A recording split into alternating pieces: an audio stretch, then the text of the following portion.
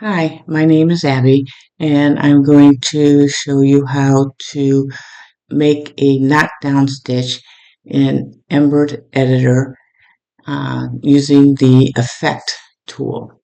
So I brought in this design. It's a monogram, and so I'm going to go up to insert, and I want to use the effect tool, but right now it's grayed out because I do not have my design selected. So I need to go over to my objects panel here on the right, and I'm going to click on my design, and now you see I have a selection box around my design. So I'll go back to insert, and now my effect is activated, and so then I get this list of about 8 different types of effects, but the one I want to use for this exercise is plate.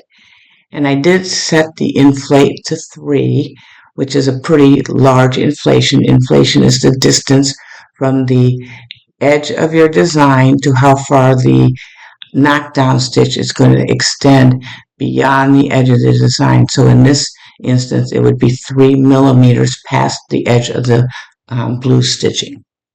So I'm going to click OK, and then I want to use fill for this. And so when you open up the parameters box, you'll get this page.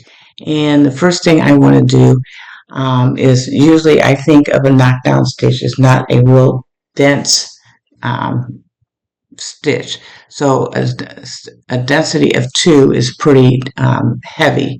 So I'm going to left click on the 2, and I'm going to roll it up, and I'll put 14.5 for this exercise. That's probably too much. And then when you first open it up, this is the angle that your stitches are going to stitch. And right now they're going to be stitching horizontally. This line indicates the direction of your stitches. Well, if you look at the design down here, it looks like the stitches in the lettering are also running horizontally. Well, that would not be good. You'd end up having too much pull going from side to side, and your design would end up being kind of scooped in like an hourglass. So I'm going to left click on this red line, and I'm going to drag it, and I'm going to bring it over to about -40. Make sure you keep make cover stitches checked. And then here I need to change my fill. I don't want to custom fill because I don't want to knock down stitches that have a bunch of zigzaggy lines going through it. So I just want the most simple one, which in my opinion is fill 1.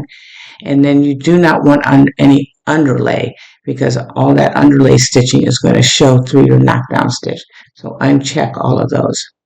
Okay, and then go ahead and click OK. And when you look at this, it's not dense enough. There's too much gap between your lettering, but you can see how far out the edge of the stitches are. So in my opinion, that's a little too far, and we need to make our stitches more dense. So I'm going to come back over to my objects window, and the light blue, the Baltic blue here, is the knockdown stitch. So I will select that and go to my trash can and delete it. So I'm back to my design, and I have to select my design again and go back to insert. And when you're doing this, it is a bit of trial and error. So now I'm going to make my inflate 2, and I'll click OK, and I'm going to do my fill, and then I'm going to increase this density, which means I'm going to go to a lower number. So now I'm going to right click on the 14.5 and just hold my mouse button down, and I'll go to 8. And I'm going to leave everything else the same, so I'm going to click OK. And so now it shows, and it looks better, but still I think it's a little bit too thin, but I do like the distance around the letters better, and it's filling in pretty well. So I'm going to again delete this knockdown stitch and make sure I select it again. And then I'm going to go to Effect, leave everything at 2, and this time I'm going to decrease that density just a hair more. Oops, that's way too much. So we'll try about 6/6. And I'm happier with that. You do have some traveling stitches in here, which are sometimes hard to get rid of. And for some reason, there's a lot of buildup right here. So you might be able to get rid of some of that by changing your angle a little bit. So let's try that and see what happens. So I'm going to delete that again and click insert. Oops, I didn't select it. Select insert, effect, leave it at 2, fill, and I'll change my outline just a hair and see if anything improves. It didn't really help in that area, so I'm not sure that's going to really do the trick. So let's try, I mean, you could do it this way. Let's try something else. So I think what I will try this time, effect, I think I might decrease my inflate just a hair to say 1.6. Click OK, fill. I'm going to put this back at 140. You can actually double click on the, oops, I'm going the wrong way. There you go. I'm just clicking on the buttons either left or right to make it go up or down. And we'll do the same thing again. The only thing I think I really changed was the angle and the inflate. Oh, I don't think that made anything better. So let's try one other thing.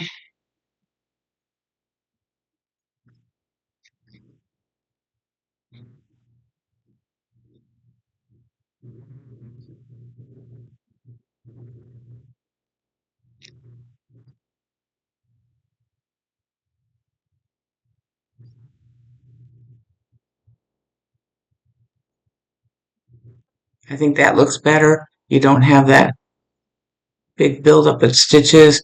And however, it looks like it put my inflate back at 3, which I'm not sure why it did that. So let's go back and check things to make sure that's the case.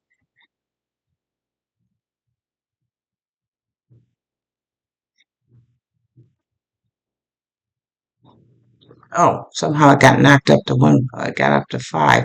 So let's put it back at 2.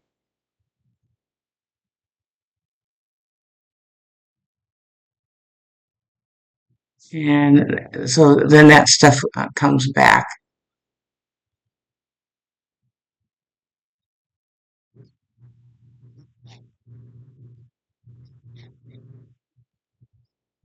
So, as I said, this is just kind of a trial and error thing. We can put it at 2.5 and see what happens.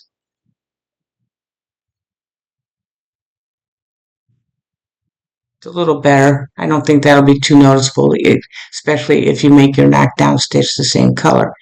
But if you don't like how far this is coming out, you think that's too much of a knockdown stitch, there's few other tricks you can try. So let's go and put a inflate of 1.5. And this is going to create some new problems, but I just wanted to show you how you could work around it.